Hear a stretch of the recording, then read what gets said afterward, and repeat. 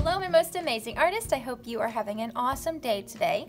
And welcome to week 2 of our PA Mondrian prints. Last week in week 1, we learned all about the artist PA Mondrian. And we created a print inspired by him. In his work, he used a lot of vertical lines. Those are lines that go up and down. So we used vertical lines. And he used a lot of horizontal lines. Those are lines that go from side to side. So we used horizontal lines as well. While we were printing these lines, some shapes started to appear. We should have some squares and some rectangles inside of our artwork. Because this week we are going to be coloring in those shapes of our artwork using crayons. And in Mondrian's work, he often used the 3 primary colors. The 3 primary colors are red, yellow, and blue. So those are the only 3 colors that you're going to need today. So I don't need all of these crayons. All I need is red, yellow, and what's the last one again? Oh, yeah, blue. Okay, are you gonna use green today? No, well, green is a secondary color. We don't want to use green. What about orange? No, we're just using the 3 primary colors, red, yellow, and blue. And using these beautiful 3 primary colors, just like Mondrian used, we are going to use them to color each of these spaces. So anywhere you see a square or a rectangle, we're going to color it in. We're not going to color around our lines. We're going to look inside of our lines to see if we see a square. Oh, there's a square. So I know I need to color it either red, yellow, or blue. And I am really gonna try my best today to stay inside the lines and not scribble. We really need to practice coloring inside the lines, and this is awesome practice for us today.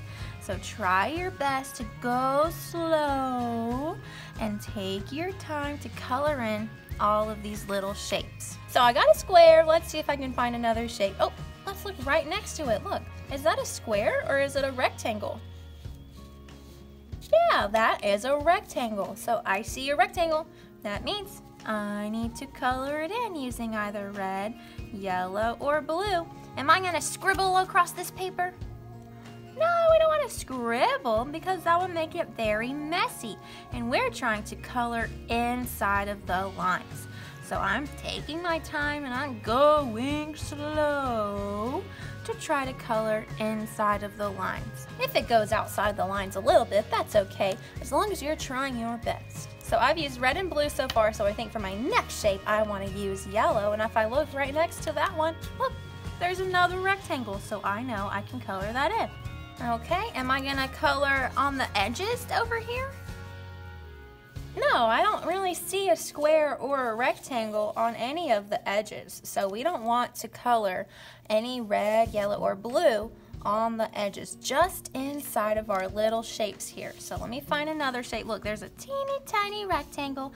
I'm gonna really go slow on this guy, and there he is, all colored in. Let's go to red next, and look, there's a square, so I can color it in. Okay, so what I'm gonna do is I'm gonna search and I'm gonna find all the squares and rectangles that I made printing last time, and I'm gonna color them either red, yellow, or blue. But we wanna have a good mix of all 3 of our primary colors. Okay, so I'm gonna go ahead and speed this part up because I think you guys are catching on, and then I'll be right back to show you what it looks like.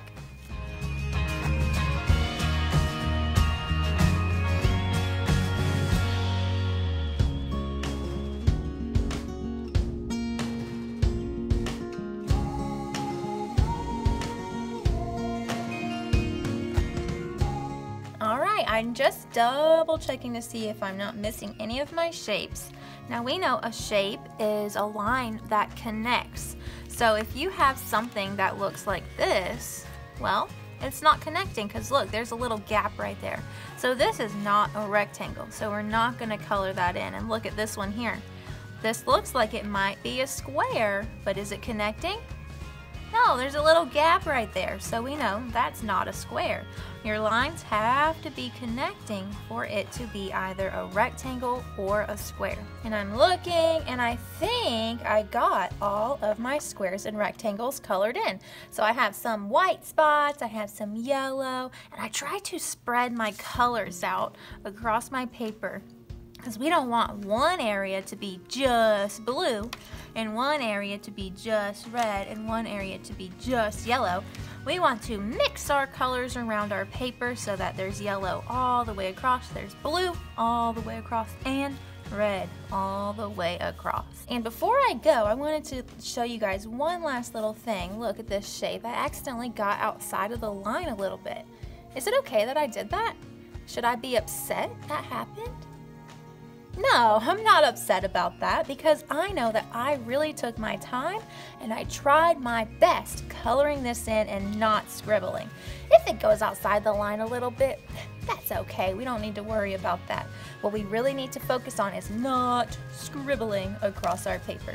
And I tried my best not to do that, so any little mistakes that happen are A-okay. All right, I hope you guys have a lot of fun using your 3 primary colors to color in your squares and rectangles today. I can't wait to see how they turn out. I know they're going to be amazing because you guys are amazing. All right, I'll see you guys next time. Bye, guys.